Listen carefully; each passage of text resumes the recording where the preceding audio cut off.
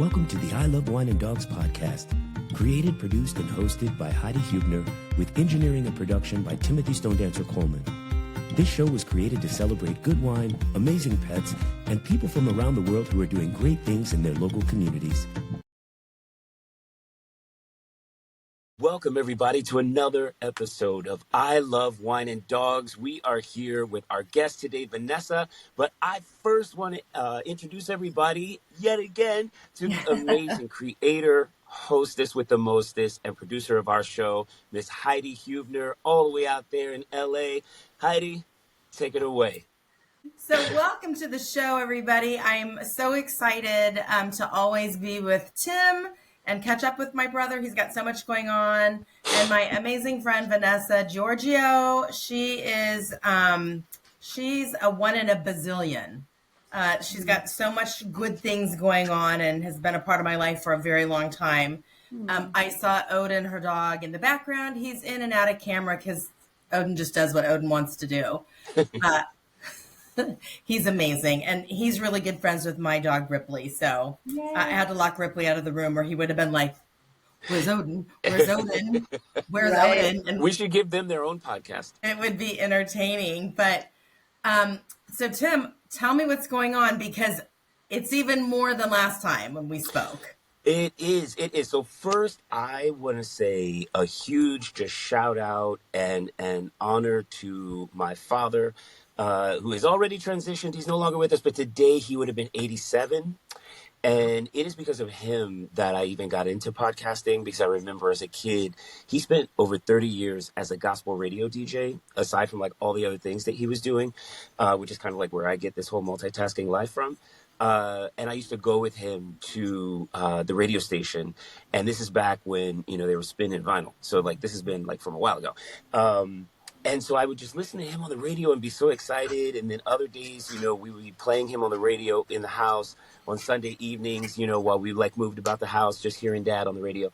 And so I just big shout out to Reverend Donald L. Coleman Sr., retired Vietnam veteran, and served our country. He served his community as a nonprofit executive and all those good things. So, yay, Dad. Happy heavenly birthday. Amen. Thank you for that. So aside from that, Heidi, listen, I know that I had been telling you that I had finally put on my big boy underwear and started doing auditions again. And so in early October, like late September, early October, I did a show called The Last Grain of Rice. It was an off-Broadway show. We ran for a week.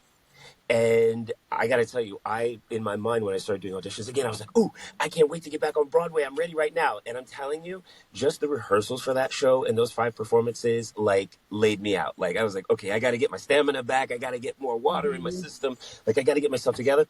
But it was phenomenal because they were not able to get the music rights to some of the music that they wanted to use. So it allowed a space for me to write original music for the show.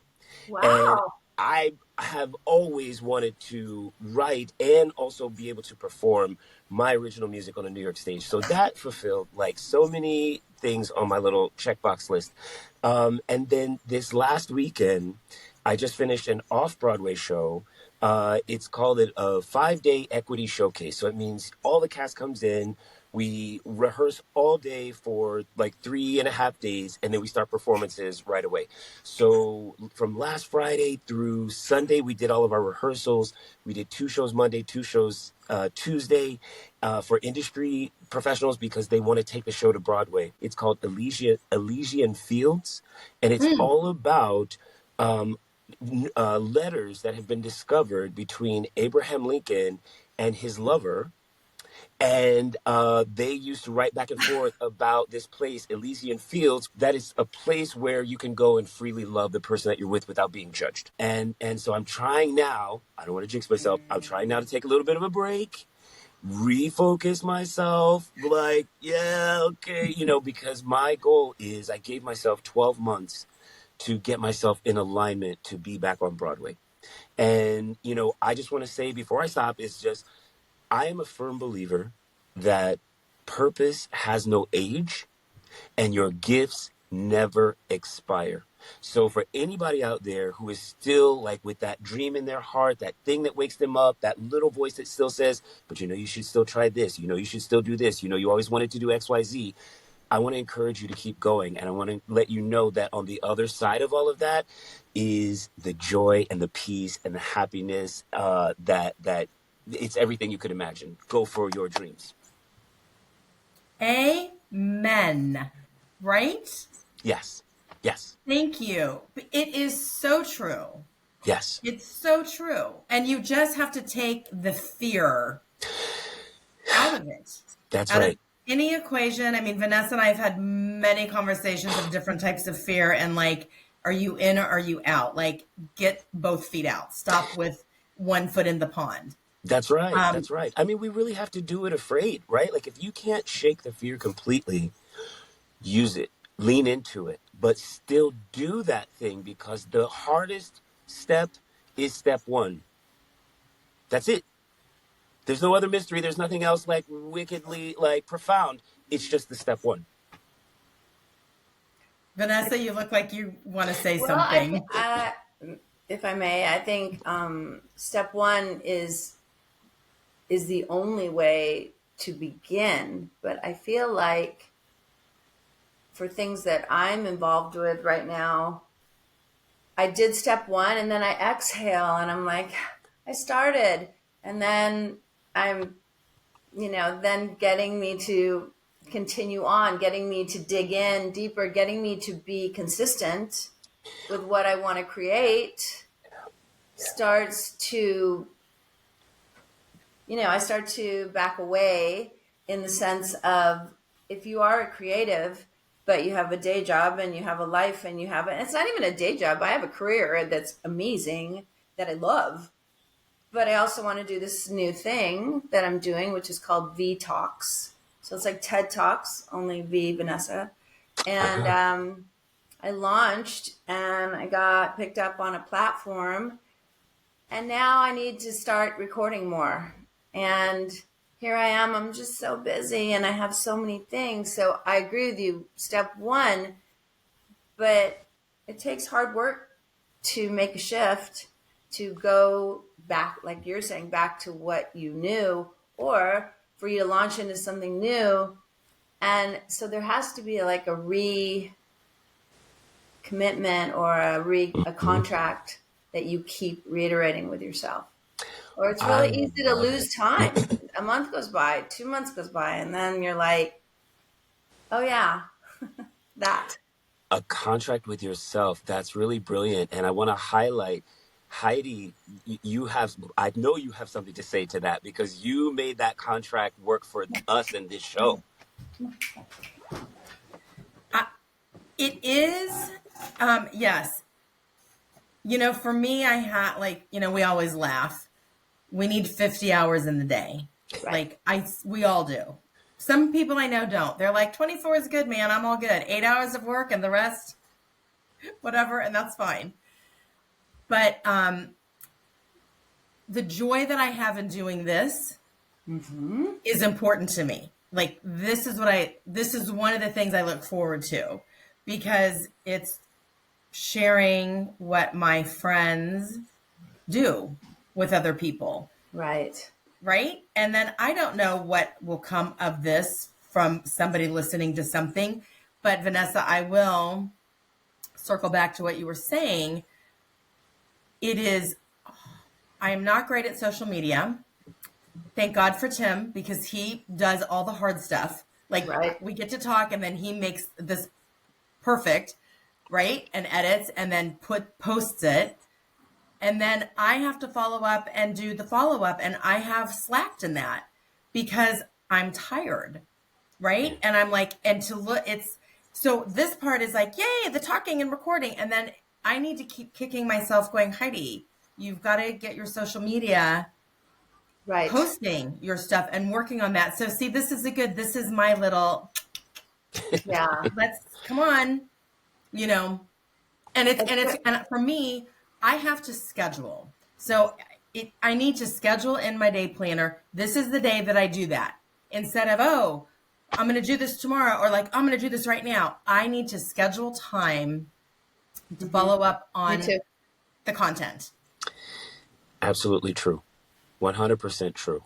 Vanessa, you were gonna say something? Well, it's funny. I do an intention in my studio every week. So we work on an intention, and I pick it up on Fridays, and we post it on in the studio on Saturdays. And this, oh God, it's too big. Own up. I see it. Own up, yes. So what you just did, Heidi, is just that. I say, yeah, I'm down, I'm into it, it's great, and I've slacked off on, and I'm like, that's why the intentions have to do with me. So that's what inspires me to put them, and that's the same thing. I shot four segments, they got picked up, just got the word this morning, and I should already have other ones going. I've recorded them, but I haven't shot them. I haven't done all the things. And so I think that's the trickery of this busy life we all lead. It's so busy. Like, you gave yourself, what'd you say, 12 months to take off, Tim? Okay. Yes. So you gave a deadline to yourself. And I think That's right. crucial. Because, Absolutely. yeah, I mean, we need to be accountable to ourselves. But we do all of this sort of stuff when we have, like you say, careers and day jobs. We do all of this sort of stuff in those roles already. And one of the biggest wins for me was like, wait a minute, why am I separating? Because I still have a day job as well. And I'm like, why am I separating all of my operational acumen that I would use during the day for someone else's organization or company Totally. and not applying that to my own? I am my own business. I am my own company. I am an entity, and I need to take care of myself as such. I did it when I came out of the cornfields of Nebraska. I went to school and I made it to Broadway at a very early age. So if that impossible situation could happen, I'm still in New York City, one train ride away from all these auditions. Why can this not happen again? Awesome. Yeah. So, yeah, I think we're all, and we're not, 20 anymore. That's right. And, we have our commitments and we have our responsibilities. But I think I'm going to say one of the main things is prioritizing. So I'm a big social butterfly, and I do a lot of social things. And I'm starting to have to pull back and pull back. That's free time that could be spent shooting, that could be spent furthering this new path. I'm training autistic adults. And it's incredible because I think autistic people have so much to teach us, because I've just got my second client, and they're always in the moment. So they're never thinking about yesterday, and they're never thinking about tomorrow. They are in the moment, what's happening right now. And we all say that you should be in the moment, but we struggle. We are worried about that. It's happening next week. And then we're worried about what happened yesterday. So I'm starting to unearth all of their gifts for us. Ooh. And let myself go, oh, here's the teacher. I'm not the teacher. I'm the teacher in some areas.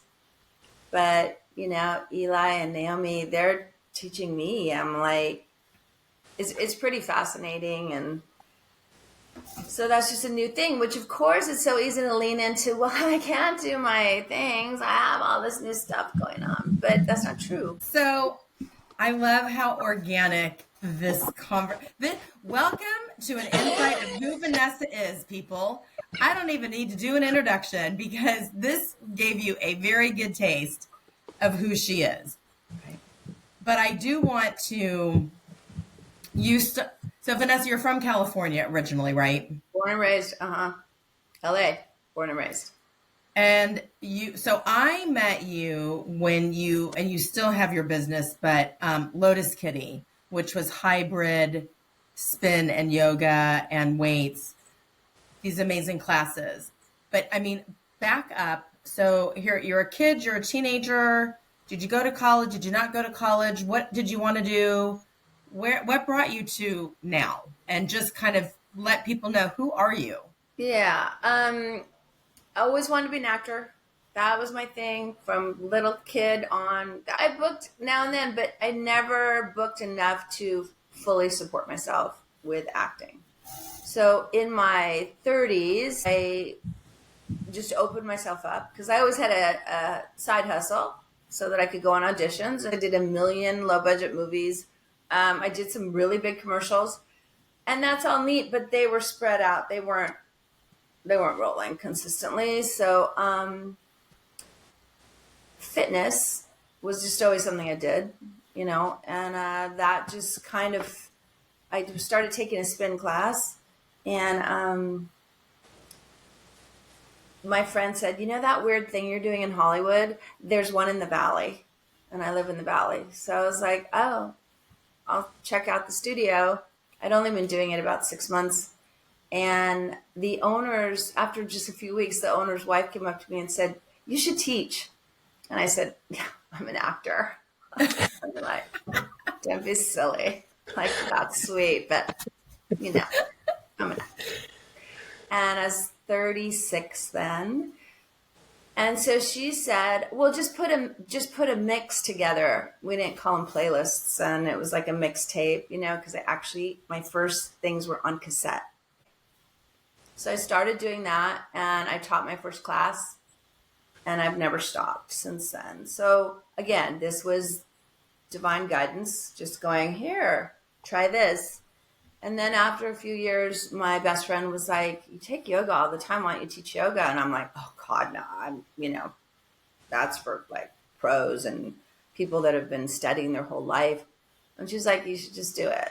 And I was like, okay.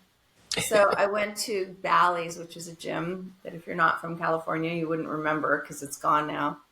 And I made a fake certificate that I was like going to school. And I printed it and went to the gym and showed them my certification to teach yoga because I'm a damn liar. And I started teaching, and my friend's like, you should really get certified. And I was like, yeah, I guess I should. So I did. Went to a 5-month course, 5 days a week, as opposed to the weekend courses that came out afterward. We're like, you're certified, go. Yeah. So then there was that. Then someone said, I want arms like yours. And I was like, I'm not a personal trainer. I don't have any training in that. She's like, well, just tell me what you do. And she was my first client. I charged $40 an hour. And then I started training from then on, and I've always done that. So it's funny. I worked so hard to be an actor. I went to so many classes. I did showcases. I did everything. I was in plays. I did it all. And it was always like a struggle. It wasn't ever easy. I wasn't a great auditioner. I think I was a pretty good actor, but auditions freaked me out. That's a lot of really famous actors say, if I would have had to audition, I wouldn't have made it. So I started just shifting, and I still did acting. Now acting became the side hustle, and this became my career. But then you put together the hybrid fitness. And so how did that come about? Because I always did both things. That's where that came from. And so my nickname's Kitty. It's been my nickname my whole life. And my friend Terry Davis, when I got certified in yoga, said, oh, now you're the Lotus Kitty. And I was like, yeah. And that was my card. It said Lotus Kitty because she said that. But yeah, so that's what made me hybrid, because I really think one thing all the time is just not so great. You get used to it. Your body gets used to it. And, yoga's way harder than spinning. I just remember that in the day. You had the speed control, and if you needed to, when I used to teach aerobic, it's like, here, speed it up on this. I mean, these kids, people have no idea how easy they have it. I mean, right. God. Right. But your music and your classes, I'm always like, during COVID, I rented a spin bike, and I was singing to the top of my lungs. I still do in class. But it's great. And that's, her personality and her love of doing it and the music. Tim, you would love it. It's just, it's the best. I remember giving myself permission because I used to be interested in yoga, but like, for so many different reasons, afraid of it, like kind of just scared to walk in the door and actually do it. And one day I said, you know what? It's a Groupon. I got a discount. I'm going in. I'm going to make it work.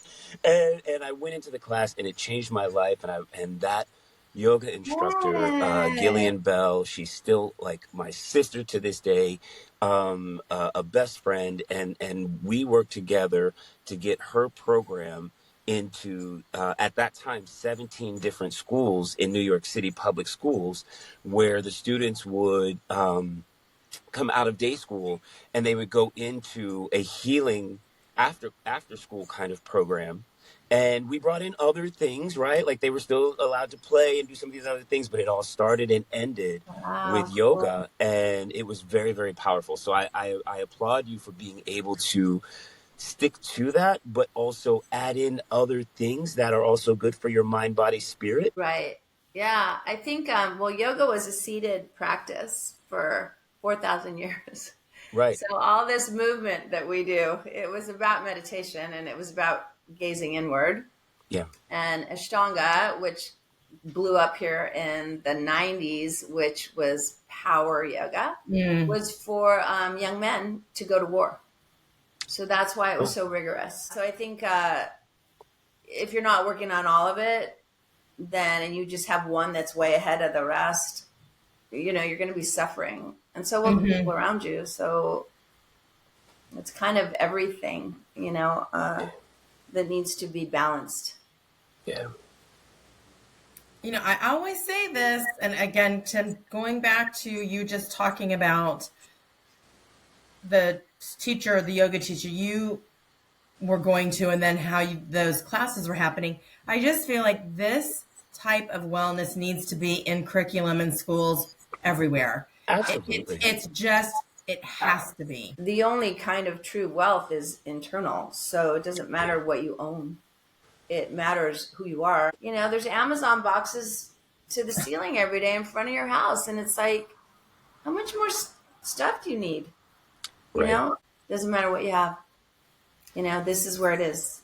Yeah. And it's either there or not. That's one thing about you, Heidi. You are always upbeat. You're always, on ready to go. You're always invested. You're always Yes. inspired. Every time I see you, there's a big smile. There's an open arms. There's a hug. And so that's because that's in it. That you can't buy that. There's nothing out there that's going to give you that.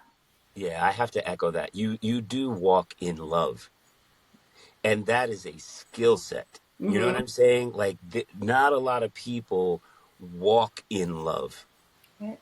That's major, and it is impactful, and I fully agree with what Vanessa's saying. Yeah. Oh, you guys are gonna make me cry. It's love and its exuberance for life. I literally every day am like, I am so grateful. I love life. Can't wait. I love what I do at work. Is my commute great? No, but I'm happy. But it's like, sure, That's a whole podcast. You're a commute. You know what? I have to go to the airport, but it is. I really just, I love life, and I'm so happy. And I'm like, again, I want to do everything, and I also have to learn how to slow down because I can't. It's like I want to do everything, but I appreciate you guys saying that because, working with volunteers, they're amazing people who've done amazing things in life, and I appreciate and respect them. I think so much, and I just want to love people. Have you ever heard about the Sausalito Canyon Vineyard? Visit SausalitoCanyon.com to learn more about the history, love, and vision for the Sausalito Canyon Vineyard. And don't forget to let them know that you heard about them on the I Love Wine and Dogs podcast. All right, welcome back, everybody. So we are here with our guest, Vanessa Giorgio. So Vanessa, I want to kind of move forward. Do we want to talk about the soup cleanse? Sure. Okay. So I make soup for people. You know, kind of, it's not actually off topic because it's health. Yeah. So it's 10 days and it's started it in 2012. I don't advertise. It's all word of mouth and it's all people telling people. It's 10 days. It's pureed or cooked really far down, almost Campbell soup status, like softness. And it's easy to digest. It builds up the good flora in your intestine. And we take there's no sugar in anything. So it strips the candida out of your system. And we used to be fat burners. That's what kind of, that was a human thing. But now we consume so much sugar. And I'm not only talking about actual sugar, I'm talking about things that turn to sugar in your system, that our body doesn't go after the visceral fat. And that's what surrounds your organs. That's that tire in your belly and in your back. And there's no reason for our bodies to go after it because we give it sugar for energy. And so it stops doing that. So when you strip all that out, it has to go for that because all it has is vegetables and organic meat or just no meat if you're a vegetarian. It's a different flavor every day. It's 2 quarts a day. And by the end, you're not even finishing that because part of the reason we overeat is because we can have whatever we want, whenever we want, however we want. So very few of us eat because we're physically hungry. We eat because it's dinner. We eat because we're celebrating. We eat because we're sad. We eat so it's all based in emotions. So if you go to any nutritionist, they're usually going to go to the emotional state of the patient, because that's usually what's ailing. Like I said, all those things link together. And that's where the real problem is with overeating, undereating, sugar eating. Sugar's the worst drug on the market right now, and it's legal. And we are all addicted. So, so it's 10 days. I have most people do it a couple times a year. Some people buy my jars for supplement, meaning they eat a meal and then they have soup at another part of the day. And that's just another part of feeding people. I love to cook, always have. So that's from my mother. We're Italian, and I learned really young. So that's where that started. And I was going to say, some of the stuff you mentioned in terms of the events when people eat the most, right? That's cultural, right? Like that's also deep in a lot of different cultures. Is that when we get together, what do? We eat and we talk and we laugh. When we are when you together, visit someone, what do? You bring stuff. You bring pastry. You bring goodies. You bring. I'm training an Armenian woman now in her 70s, and she's like, "It's our culture," and I was like, "Okay, but stop. There's no way for me to achieve anything. If you're doing this, and her daughter's about to have a baby, so she wants to be strong to be able to assist because the daughter's got to go back to work." And I was like, but in her brain, it's part of being Armenian, and it's part of being Italian, and it's part of being Mexican, and it's part of being African American. You name it, eating is a very big central thing, and I get it, and I love to eat, and I like to celebrate with food, but there has to be a balance. So Vanessa, let me ask you, and I have done her cleanses and I do supplement the soups and I love them. It's like, that's my no-brainer at work. It's like, yay, I've got lunch. Don't have to think about it, or dinner or breakfast sometimes. Should you eat when you're hungry? Because somebody said, I'm like, why? When I get to work, it's early and I don't want to eat at 6:30 in the morning. Me neither. And I was like, and then I'm like, well, okay, I'll eat a little bit later because you're supposed to have breakfast, right? Breakfast is, and then I'm like, I'm eating when I'm not hungry. Stop eating and eat when you're hungry. So if I eat my yogurt and berries at 11, that's okay, right? Right. I agree. And if you go to Europe, there's not as many obese people, and they have an espresso for breakfast. They don't have eggs and potatoes and toast and jam and an orange juice and a coffee they don't do that. So there's something to it. Actually, in India, there's no such thing as breakfast food, by the way. They don't have breakfast food. They don't have eggs. They don't have any of that. It's Indian food. That's what you get. So, and in the Asian cultures too, there's no eggs and potatoes and bacon and, pancakes, and there's none of that. So yes, I think we have to start breaking down some of you just have to understand when you're physically hungry or when you're eating because you were told to eat at this time, because it's lunchtime, because you're sad. At night, 10 o'clock at night, my clients are like, I just get a little piece of cheese. And I'm like, really? Because you're starving at 10 o'clock and you had dinner at 6? I'm like, And is a piece of cheese really like sate you as far as you're starving? So it's not that. It's just, it's anxious behavior. It's just, something, I need a little sugar. I need something sweet. Well, don't use need, because that's not true. Use the word want, because you're making that decision. It's not because you need something sweet after you ate something salty, after you ate. Just like, we can find excuses and justify everything, can't we? 100%. 100%. And I think the cleaner you are, the more your body reacts to it. And that sucks, because not last night, the night before, there was no way I was hungry. No way. And at 9:30, I was just like, I'm going to have yogurt. My friend makes organic homemade yogurt with a handful of blueberries and then a little bit of agave. Okay? Had a full sugar headache at 1 a.m. I woke up out of my sleep and I'm like, that was nothing. I used to have a hot fudge sundae. The first step is deciding you're unhappy. Make a change. That's the first step. But people think the first step is I'm going to eat a 100-calorie cookie because someone told me I can do it. Everybody wants an easy way out. It's lifestyle. It's not a diet. It's not fast, and that's what really sucks. Same with self-realization, same with spirituality. It doesn't happen fast. That's what every human needs to do, is give themselves a little bit of grace. Right. Because habits are very difficult to break.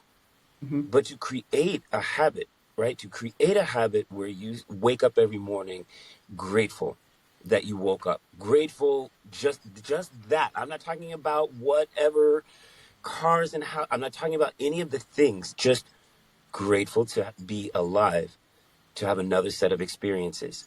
You have to form that habit of waking up and shutting down everything that might hit you. Oh my God, the alarm's going off. Oh, I got to get to that email I never sent. What about when I got to get these kids ready for school or for this? Stop for a second. Create a habit of 30 seconds of gratefulness and let it grow from there. Well, and you have to be in it for the long haul. That's owning up. Own up that you're miserable. Then go from there. Here at Tangent, we explore the possibilities of cool climate white wines rooted in the Edna Valley and the Central Coast. These wines challenge expectations and prove that every day can and should be a new adventure. Our innovative spirit is channeled into everything we produce, from colorful cans to screw-capped bottles to our wine itself. We deliver wines with the promise of being vibrant, fresh, and delightfully different. Find us on Instagram and Facebook, or call us at 805-269-8200. So Vanessa, the opportunity now, let's talk about that. What is this opportunity? This opportunity is called Mindatorium.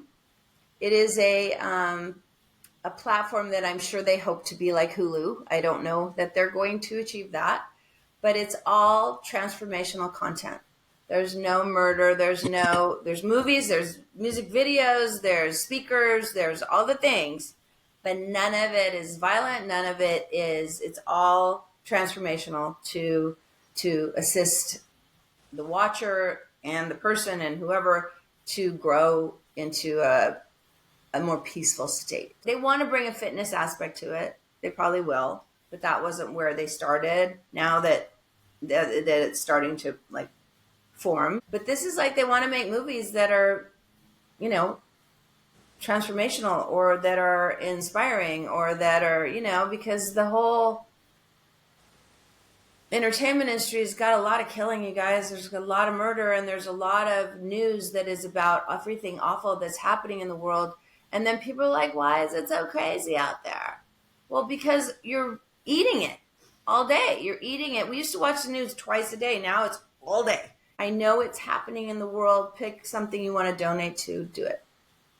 But we can't keep eating it, you guys. We're just turning into it. I love that. Years ago, I said, I want a show that's all about positivity. Let's talk spotlight, good people doing good things. Kids, yeah, once in a while the news is like, look at what this kid did. They're so kind and they came up with this thing and raised $2,000, which is awesome. That's like once in a blue moon. Like, that's probably 1% of the news. But I think if there's a place where people can go and start learning and sharing, and I don't know, Tim, there could be some synergy with your projects and what you've done. And maybe you and Vanessa, you have each other's information.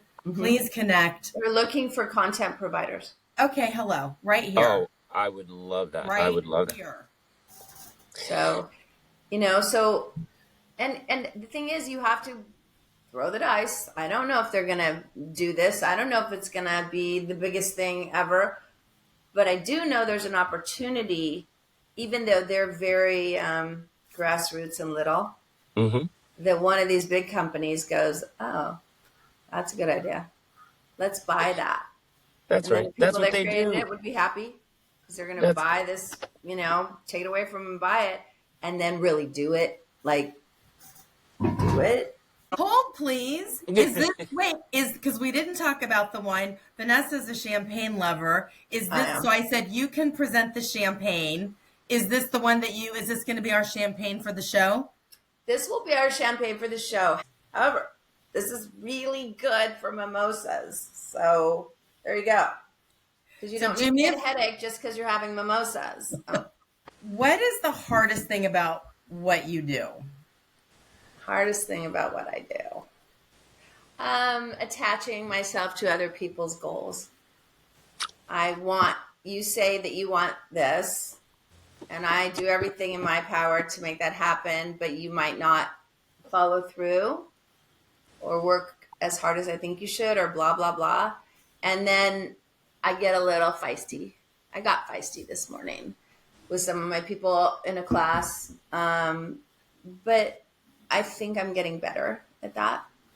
I used to be a much more tough teacher, and I'm softened over the years and understand that, yes, you would like that. Here are the tools. And now it's up to you, and I have to detach from what you said you wanted. And, so that's, I think the hardest part is I just want everybody to prosper and, be stoked and be in love with themselves. Otherwise, my job's easy. People like my suit. People love to work out. They come. Even the ones that don't, still are fun. And, I get to be myself. So it's a pretty good job. The autistic kids are this new ingredient that's just fascinating me. So how did that come to you? I think this is so great. So I did a new moon circle, and I was looking I actually said different avenues of income. That's what I asked the new moon, because on new moons, I facilitate full moons, new moons, sound baths, whatever. You want to launch something on a new moon. Whereas in a full moon, you're kind of getting rid of, or you're closing, a chapter or blah, blah. And I asked for that. And weirdly, I don't know, a week later, an old student called me, and her son, both her sons used to come to my studio, and she just said, Eli just graduated college. He's 24. And she's given this kid every opportunity, and not everybody has the finances to do what she's done for Eli. He didn't even speak for 7 years. So he was severely autistic and epileptic. And just all the things. And he just graduated college. It's a particular college. Yeah. And she got him an apartment and said, I want to put together a team to teach him how to live. the skill of living. Because you guys all learn the things you learn, like shaving, or all the things that we learned either from our parents, or you just picked it up, or you just figured it out. And that's natural. And it's not for him. So now he has his own apartment. One woman is helping him with his vocation. She got him a job at the, we have a thing here called Travel Time. It's the zoo, Travel Town. The zoo has old trains, and he wants to be a docent. He has a great voice. So she got him a job there. One girl does regular skills like doing your laundry, unloading the dishwasher, shaving, just all the things that we just did when we moved out. We just did them or not. And your place was a disaster, but, and then I'm health. We work out, and I teach him how to cook for himself. So it's this little team. It's state funded. The state is starting to recognize that you can't just have these programs for kids, because what happens when they get to their mid-20s? What do? Stick them in a basement and let them play video games? Because they will. Or you let them be in society and be, contributing. So That's awesome. She's doing this, and it's amazing. And he's amazing. So Vanessa, I'm going to put this in your brain. Tim and I had this conversation with another guest. And one of the things is there are a lot of communities, they cannot afford to do classes or pay for things. And it was, how could we put together small 2 or 3 minute meditation, a thought of the day, and have it be accessible? I think Tim would have a platform to help put it out there. But I know you have a lot of things you've taped, or anyway, I just want to throw that out to you guys to think about. Okay. You know what I mean? Not hard, but just something, a go-to place. And maybe this new platform that you're on is a go-to place. That is, but if you have a place to post it, Tim, then I would be more than happy to donate, 15-minute workout, 15-minute meditation. I don't have to get paid for that. Oh my God, that would be phenomenal. And the cool thing about this type of thing that we're talking about is it's going to exist. People are going to find it as they find it. But it's not like you have to put this in your life every day. You've got to make a new 15-minute. Like, you could make one and it could be viewed 1 million times. So thank you, Heidi. I mean, how do you know so many great people, Heidi? Like, what? She is. She attracts us. Yeah.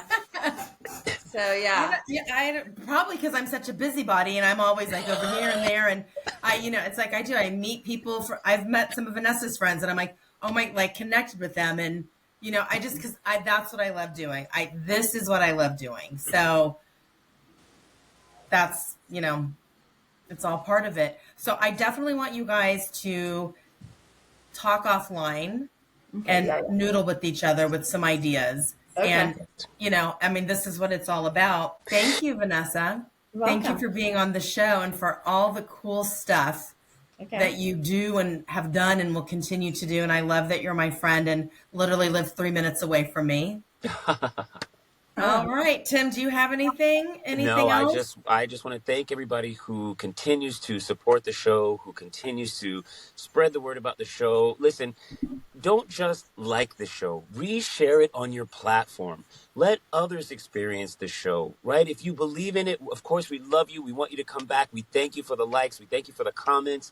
We thank you for all of the love that you send in emails and all those sorts of things.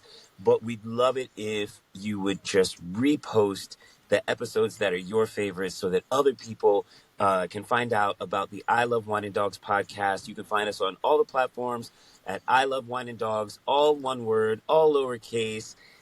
Thank you, Heidi, for creating this opportunity for us. And that's it from the Bronx. Okay. All right. Love you guys. Mwah. Take care until next time. The views and opinions expressed in this podcast are those of the speakers and do not necessarily reflect the official policy or position of the cast, producers, or any affiliated organizations. The information provided in this podcast is for general informational purposes only and should not be taken as professional advice.